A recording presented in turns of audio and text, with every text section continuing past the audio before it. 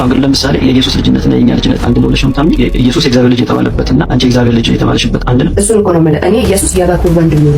ከዚህ ቀደም ቤኒን በተባለ ጠንቋይ ወደ ኢትዮጵያ ተሳፍሮ ሊመጣ ያለ ዘንዶ ሐሳቡ ሲፈርስ፣ አሁን ላይ ደግሞ ሌላኛው ሉሲፈር ሌላኛው ዘንዶ ወደ ኢትዮጵያ ለመምጣት እቅዱን ጨርሷል። ከእግዚአብሔር ከአባታችን ከጌታም ከኢየሱስ ክርስቶስ ጸጋና ሰላም ይብዛላችሁ። እንደምን አላችሁ? ዛሬም በአዲስ ቪዲዮ መጥቻለሁ። ቪዲዮውን እስከመጨረሻው እንድትከታተሉ ጠይቃለሁ። ቪዲዮ ላይክ አድርጋችሁ ለብዙዎች እንዲደርስ ማድረግ እንዳትረሱ። ወደ ቪዲዮቹ። እኔ መዝሙር ደራሲ አይደለሁም። መዝሙር ጠረጴዛም አይደለም አይሰራም። መዝሙር ሰርቼ ይላሉ ሰዎች። ወንበርም አይደለም ምንቀበለው ነው። ክብር ለኢየሱስ ይሁን። አያችሁ 1974 ዓመተ ምህረት ሚያዝያ 4 ቀን ነው። ብዙ ሚዲያ ላይ ስናገር ሰምታችኋል። አብያተ ክርስቲያናት በአዋጅ የተዘጉበት ዘመን ሚያዝያ 4 ቀን። ቀኑ በጣም ይከብዳል። ለካ የታወጀብናል።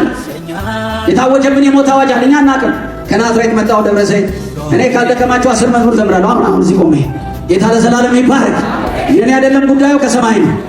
ግን የዛ ቀን 2 መዝሙር መዘመር አቃተኝ።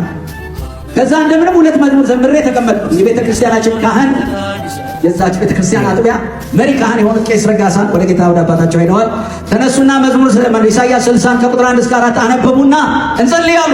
ሁላችንም ልንጸልይ እንደዚህ አለ። እኔ ፊት መቀመጥ እንደው ስላስገደዳችሁ እንጂ አልወድም። ከዛ ጎንበስ እንዳል ምን ነው ወንድሞቹ ሰላም አይደለም ሰላም አይደለም እንዴ? ቀና ስንል ጉባኤው በወታደር ተሞልቷል። በካሜራ ተጠለቅልቋል። አጠገቤ ራሱ የቆመው የሰማይ ስባሪ የሚያክል ወታደር ልነግራችሁ አልችልም። ከዛ መምታት ጀመሩ። አሮ እናቶችን ይመታሉ። ትዝ ይለኛል የሆነ እናት አንቺ ሸዋዬ ፊትሽን ፈገግ በይ ፎቶሽ እንዳይበላሽ እየተመቱ እኮ ነው። ከዛ ካህኑን ይዘዋቸው ሄዱ። ለእኛም መኪና ተዘጋጅቷል። ማክ ነው የሚባለው በዚያ ዘመን። ከዛ በቃ ውጡ ምናምን ተው። በመሃል ከሰማይ መጣ ኢየሱስ፣ የማይቀደም ኢየሱስ፣ የማይቀደም ኢየሱስ፣ ፈርዖን ያልቀደመው ኢየሱስ፣ ሃሌሉያ፣ ሙሴን ለመግደል ያልቀደመው ኢየሱስ፣ ጲላጦስ ያልቀደመው፣ ሄሮድስ ያልቀደመው ኢየሱስ መጣ። ከዛ ወዲያው ከኢሰፓ ዋናው ጽሕፈት ቤት በአስቸኳይ ልቀቋችሁት። ከዛ ምን አሉ? በቃ ፈርሙና ሄዱ። ምን አንፈርምም፣ በቃ ሄዱ። በዛ ውስጥ መጣለሃ ዓለም መልኳን ስትቀይር ስትሾምና ስትሸር ኃያላን ሲሰወሩ በሞት ባህር ኢየሱስ አለ በክብሩ። እንግዲህ እንደሰማችኋቸው ፓስተር ሸዋዬ ዳምጤን በጣም የማከብራቸው አባት ናቸው። እዚህም እኔ ጋር በጣም ይወዱኛል፣ ኮሜንት ይሰጡኛል። በጣም የምባረክባቸው አባት ናቸው። በርታ ይሉኛል፣ ያጽናኑኛል። አንዳንዴ ተስፋ ስቆርጥም ከፍ ያደርጉኛል ማለት ነው። ጌታ ኢየሱስ ዘመኑን ይባርክ። አሁንም እድሜ ጨምሮሎት እንድታገለግሉ ይርዳዎት ማለት እፈልጋለሁ ማለት ነው። ዘፈን የምትሰሙ ሰዎች ምን አይነት መንፈሳዊ አደጋ ውስጥ እንዳላችሁ በዚህ ቪዲዮ ላሳያችሁ። አሁን ይሄን ሁላችሁም ትሰማላችሁ አይደል? ዘፈን የምትሰሙ ሰዎች የህልሜ ጓደኛ ትመጣለህ ዛሬ በጊዜ ልተኛ፣ የህልሜ ጓደኛ። አሁን ይሄን ታክሲ ውስጥ ሾፌሩ ከፍቶ ሲያሰቃየኝ ነበር ቅድም። ምን ማለት ነው? አሁን ይሄ መቼ እንደሚገባችሁ ታውቃላችሁ? በህልምሽ የሆነ ወንድ መጥቶ አብሮሽ ሲተኛ ነው የሚገባሽ። ይሄ በህልም የሆነ ሴት መታ አብራ ስትገናኛ አብራ ስትተኛ ነው ይሄንን የምታውቀው። መንፈሳዊ ሚስትና መንፈሳዊ ባል ሲኖርሽ ማለት ነው። መናፍስት አታክ ሲያደርጉሽ ማለት ነው በህልም። አሁን ይሄን እሷ አውቃም ልታደርገው ትችላለች፣ ሳታውቅም ሊሆን ይችላል። ግን ይሄን የሚሰማ ሰው በሙሉ ወዴት እንደሚሄድ ግን በጣም በግልጹ ማወቅ ትችላላችሁ። ምን ማለት ነው? የህልሜ ጓደኛ ትመጣለህ ብዬ በጊዜ ልተኛ ማለት ምንም የምታውቁትም ዝም ብለህ ሹፌሩ እንዲህ ልብኛል በአንድ እጁ እየነዳ ሊሆን እንዲህ እያለ ነው የሚነዳው ዘና ብሎ ማለት ነው። አሁን ይሄ ሌሊት ህይወቱ ላይ ምን እንደሚፈጠር አይታወቅም። ከዚህ በፊት ነግሬያችኋለሁ። ዳዊት ቤተ መንግስት ተጠርቶ በገና ይጫወት ነበር። ኢንስትሩመንት ነው የሚለው። ኢንስትሩመንቱን ቁጭ ብሎ ሲጫወት ሳኦል ላይ የነበሩ አጋንንቶች ይሸሹ ነበር ይላል።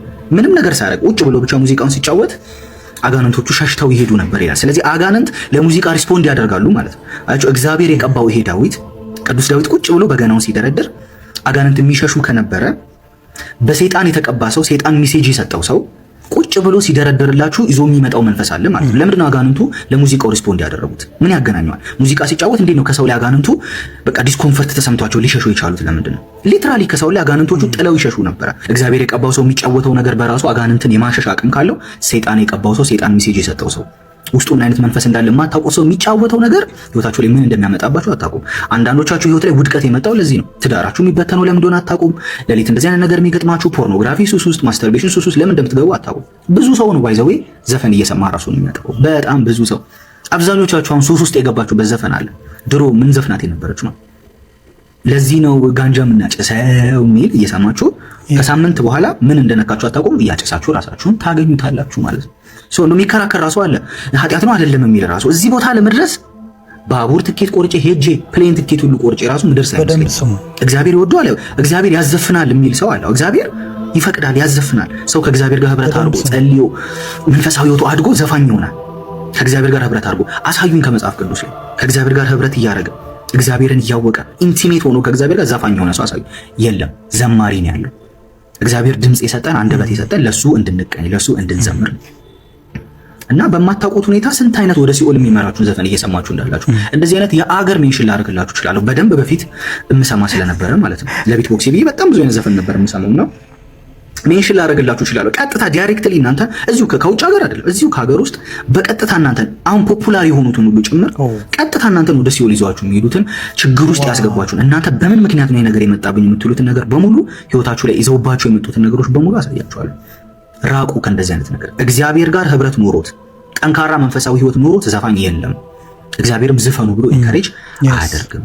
ዘፋኞች መንግስተ ሰማይ አይወርዱም። ዘፈን ምንም እንዳይደል የሚቆጥር ትውልድ አለ። በነገራችን ላይ በጌታም ሆኖ ይዘፍናል። ተቀብሎ ነው የሚዘፍኑት። ከጨለማው ዓለም ተቀብሎ ልክ ቅድም ፓስተር ሸዋዬ ዳምጤ እንዳሉት ማለት ነው ዘማሪ በትክክል ተናግረውታል። አሁን ያለው ባለፈው አሳይቻቸዋለሁ። ዘፈንን ከመዝሙር ጋር እየሰሙ እያደመጡ የሚዘምሩ ዘማሪዎች አሉ። ከመዝሙር ጋር እኩል እያዳመጡ የሚዘምሩ ዘማሪዎች አሉ። አይዊሽ እግዚአብሔርን ማገልገል ካለብን በጠራ መልኩ ብናገለግል ደስ ይለኛል። አሁን በቸርች ውስጥ የምናየው ምንድነው? እሱ ዓለማዊ ነው ሰውየው፣ አት ዘ ሴም ታይም ደግሞ ክርስቲያን።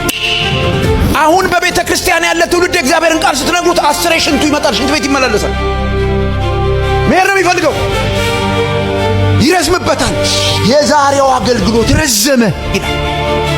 የቀን እኩሌታ የእግዚአብሔርን ቃል ሀፍ ወደይ ማለት ነው ቆመው ይሰሙ ነበር።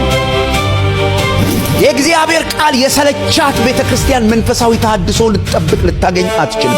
መንፈሳዊ ተሐድሶ በእግዚአብሔር መንግስት አሰራር ውስጥ ነው የሚመጣው። የእግዚአብሔር መንግስቱ አሰራር ምንድነው? ለቃሉ ሰሚት ማድረግ። በጣም የሞኝ አስተሳሰብ አለ በቤተ ክርስቲያን ውስጥ። አይ ምንም አይደለም አለባብሰን በፍቅር ምናምን ይባላል። ወንድሞችና እህቶች መጽሐፍ ቅዱስ እውነት አርነት ያወጣቸዋል ነው የሚለው። we need to face the truth። ከእውነት ጋር ፊት ለፊት ወድቀ ከሆነ ወድቀ ታመህ ከሆነ ታመህ እንጂ አይ ግዴለም ይሄ አይነሳ ዝም ብለን እንቀጥል አይባልም። ነብዩ ኖ እንደሱ ልትቀጥሉ አትችሉ። ያው የሰለቸን ጉዳይ ነው፣ ደጋግመን የምናወራው ጉዳይ ነው። ስፔሻሊ በዚህ ዘመን በጣም ተጠንቅቀን የምንኖርበት ጊዜ ነው። ሰይጣን በጣም እየሰራ ያለበት ጊዜ ነው። ኤአይ ነገሮችን ሁሉ እየተቆጣጠረው ነው የሚገኘው። መናፍስቱ ዓለም ማለት ነው። ሴክሬት ሶሳይቲ የሚባል አለ። እነዚህ ነገሮች ዓለምን እየተቆጣጠሩ ይገኛሉ፣ ከክርስቶስ ቤት ሊያወጡን። ምክንያቱም ይሄ የመጨረሻው ዘመን ስለሆነ በተቀደሰው ስፍራ ነው የሚለው። እርኩስ ነገር ቆሞ ስታየው አንባቢው ያስተውል። ትንቢተ ዳንኤል ላይ ቲንክ ያስተውል ነው የሚለው። በጣም ከባድ ጊዜ እየመጣ ነው ወገኖች፣ ማትቋቋሙት ጊዜ እየመጣ ነው እና እንድትነቁ ያስፈልጋቸዋል። በዚህ ዘመን ነቢይ ለመባል ደፋር መሆን ማህይ መሆን በቂ ነው አለ አገልጋይ ዳዊት ፈሰው። እስኪ ደግሞ የኛው ጀለስ ምን እንደሚል እየሰማን አንዳንድ ነገሮችን ሪያክት እናድርግ እስቲ ባካችሁ። አዳምጡኝ በደንብ። እንደዚህ ግልጥት ብሎ ሐዋርያ ነኝ ሲባል ግልጥት ብሎ ማለት ነው። በአንተ ነገር እንደምሰማ ከሆነ ነቢይ ያለ ሐዋርያ ያለ የድፍረስ ጥግ አንሾም ለኛ ጨጫና አስገደግና የድፍረስ ጥግ ይሄው ለዳንስሻ ሐዋርያ ኢትዮጵያ ውስጥ አንድም የለም። ለምን የለም አላችሁ የምትል ከሆነ ደግሞ በደንብ ስማኝ።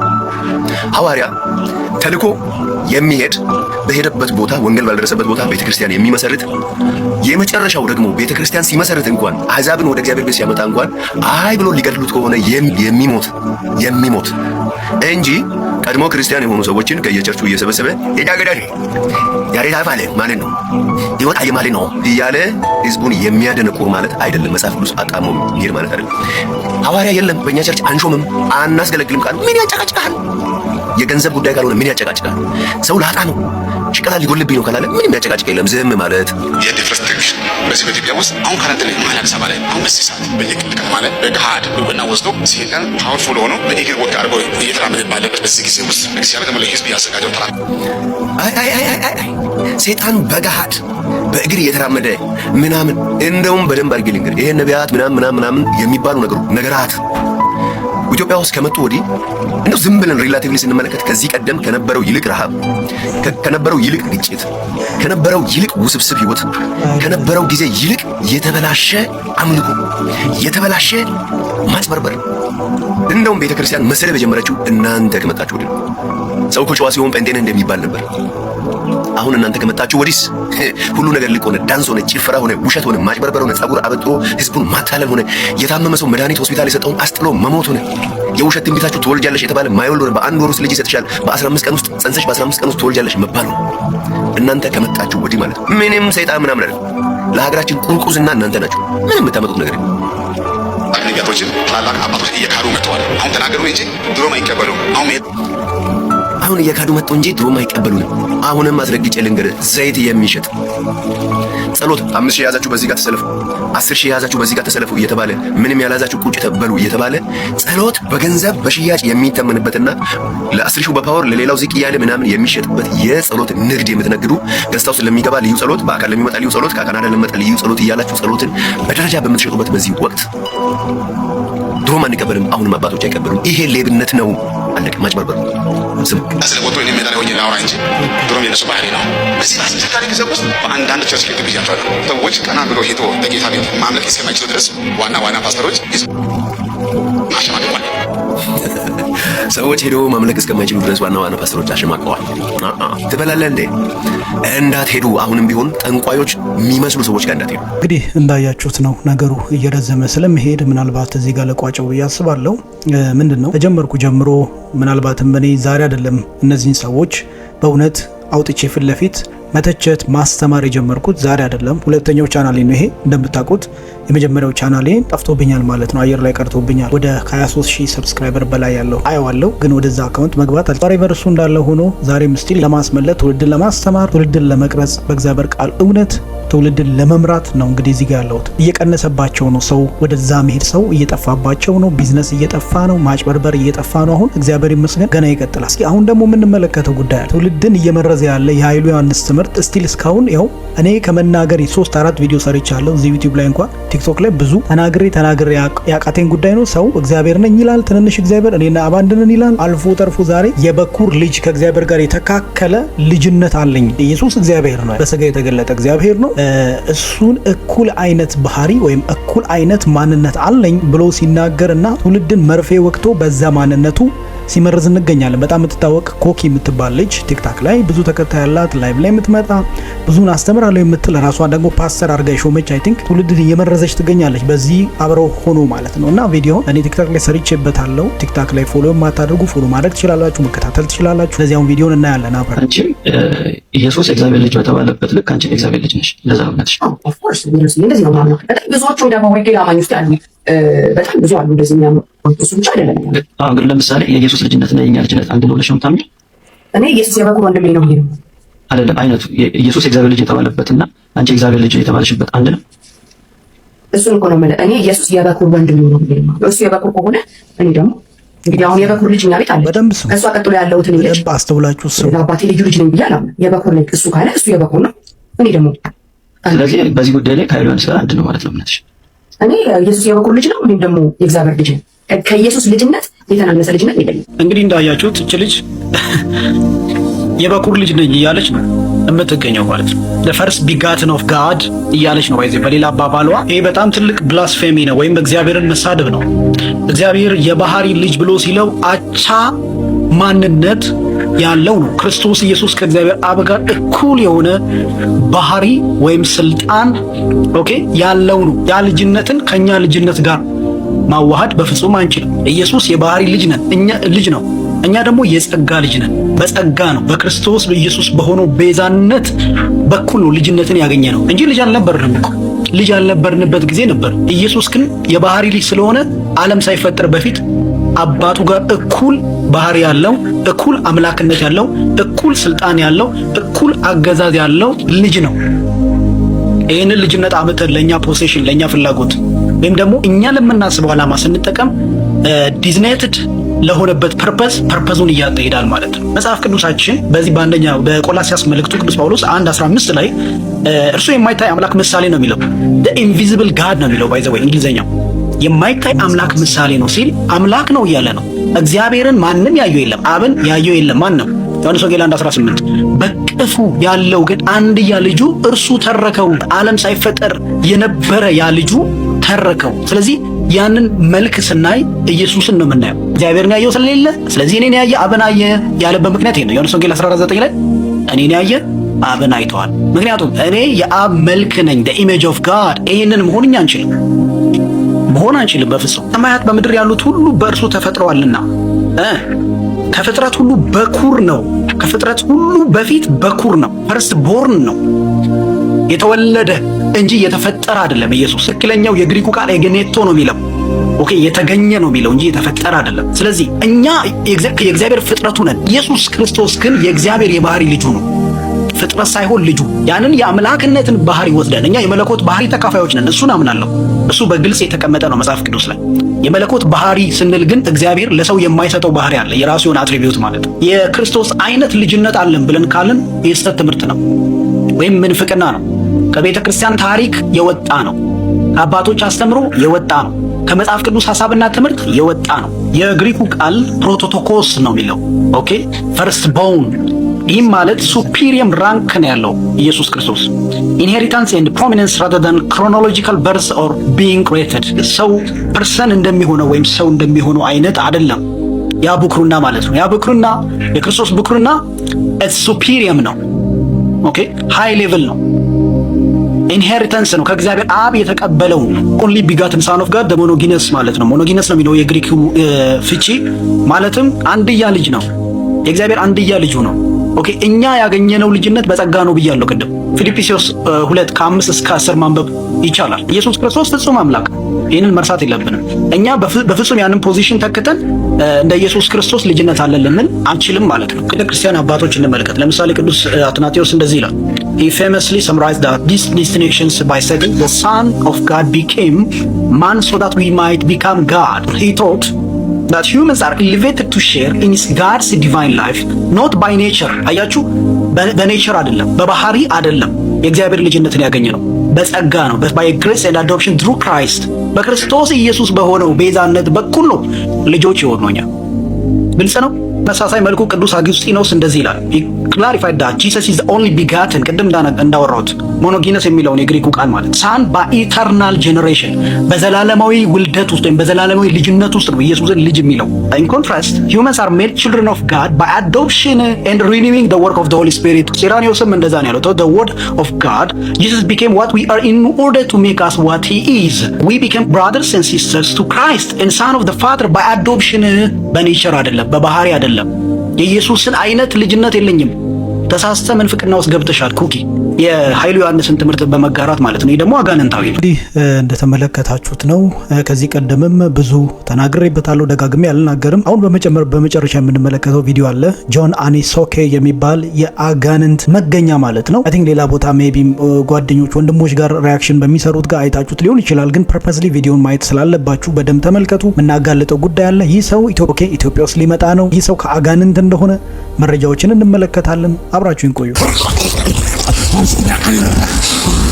ከዚህ ቀደም ቤኒን በተባለ ጠንቋይ ወደ ኢትዮጵያ ተሳፍሮ ሊመጣ ያለ ዘንዶ ሐሳቡ ሲፈርስ፣ አሁን ላይ ደግሞ ሌላኛው ሉሲፈር ሌላኛው ዘንዶ ወደ ኢትዮጵያ ለመምጣት እቅዱን ጨርሷል። እባካችሁ ኢትዮጵያውያኖች ለምድራችን፣ ለሕዝባችን፣ ለሀገራችን መጸለያችሁን እንዳታቋርጡ። ምክንያቱም እነዚህ ሰዎች የረገጡበት ምድር ሁልጊዜ እርኩሰት፣ ደም መፍሰስ፣ ጦርነት፣ ረሃብ፣ ቸነፈር፣ ችግር የተለመደ ነው። ስለዚህ ያለን ችግር ይበቃል። ለምድራችሁ፣ ለሀገራችሁ መጸለያችሁን እንዳታቋርጡ። መጣው ሰው እንግዲህ ከአጋንንት ጋር ተግባብቶ በአጋንንት አይቆም መነጋገር የሚችል ሰው ነው። ተከታተሉ። Niana nakiya balakot tatale niane golabo kiya ke oh ilale bagia oh iya ga lagi ganne ya le ni ai ni wa ni na le wa kina le nia ni no niyo ina na ya le iyo ina ya na le no niyo just no, mira. Boaga di. Boaga kia. Nenyo enya lion niyo. Mahili ነው እዚህ እንዲሁም ደግሞ ሰዎችን የሚያደነዝዝበት አጋንንታዊ ልሳን አለው። በጣም ያያችሁ አብሮ ሲያወራ ኮሙኒኬት ሲያደርጉ በደንብ ተመልከቱ። አብሮ እያወሩ ነው ከአጋንንቱ ጋር ማለት ነው። በራሳቸው ተግባብተው ማለት ነው።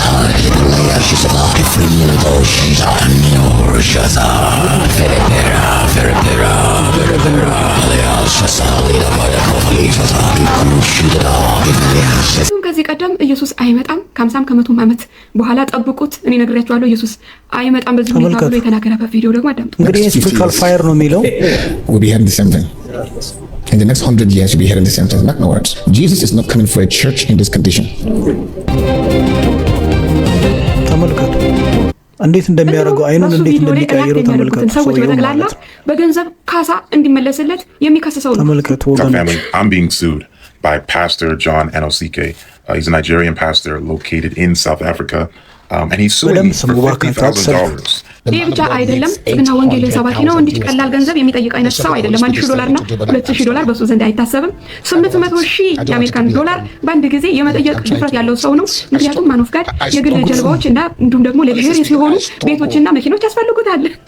Lock financial doors in your ministries. It's going to take a sacrifice of a seed.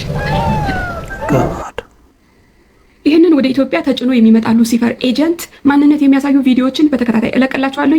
የምትመለሱ ትመለሳላችሁ፣ የማትመለሱ ሂዱና በዚህ የዘንዶ መንፈስ ተጠመቁ። ከዛ ህይወታችሁ ምን እንደሚመስል ታዩታላችሁ። እንግዲህ እንደተመለከታችሁት ነው ጆን አኒሶኬ የሚባለው ሰውዬ ቼክ ማድረግ ትችላላችሁ። ዩቲዩብ ላይ ሰርች፣ ቲክቶክ ላይ፣ የትኛውም ሶሻል ሚዲያ ላይ ማግኘት ትችላላችሁ። ራሳችሁ ዲዘርን ማድረግ ትችላላችሁ። ባይዘው ሌላ ሰው የማያስፈልጋችሁ ሜል ለመለየት ከአጋንንት እንደሆነ ግልጽ ነው። ሮሪንግ የሆነ ስፒሪቹዋል ታንክስ የሚባል የለም መጽሐፍ ቅዱስ ላይ። ከአጋንንት የተላከ መልእክተኛ ነው። ሰው ተጠንቀቁ ለማለት ነው። የሚጋብዙ ሰዎችም ጋር ካላችሁ እናንተ ሰዎች ተጠንቀቁ ልላችሁ ፈልጋለሁ። ከአጋንንት ጋር ነው ኢንካውንተር የምታደርጉት። በሌላ ፕሮግራም እንደዚሁ እንገናኛለን። ትምህርታዊ ነገሮች የምትፈልጉ ከሆነ በተመሳሳይ መልኩ ሰብስክራይብ እንዲሁም ቪዲዮን ላይክ ሼር ማድረጋችሁ እንዳትረሱ። በሌላ ፕሮግራም አገኛችኋለሁ። የጌታ መንፈስ ከሁላችሁ ጋር ይሁን።